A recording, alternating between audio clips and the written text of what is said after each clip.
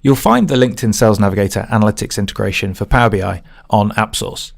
When you find it, hit Get It Now and accept the agreement to start. You'll be taken to the Power BI portal to complete the process. The app can take a few moments to install, and when it's done, click Go to App to get started. You'll be able to either connect to your own data or explore the sample data before you do that. If we explore the sample data, a report will open showing the charts that are available in the analytics that you'll get for your own data.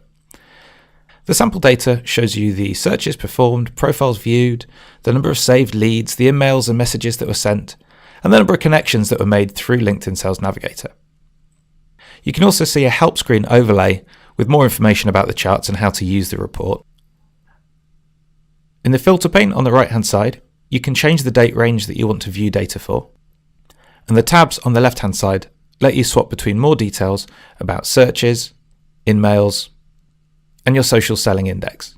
There's also links to the help page and where you can download the PBIX file if you want to mash this up with your own data.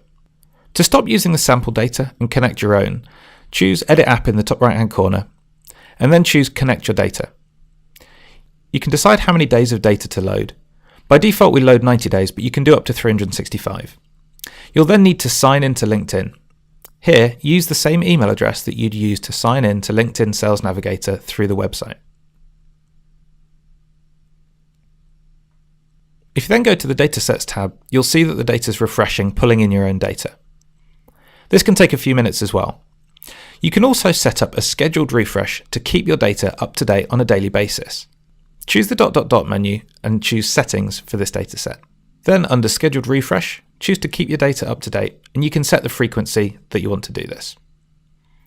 When the data is finished refreshing, go back to the report, and you may need to hit F5 on your browser to refresh this with your own data.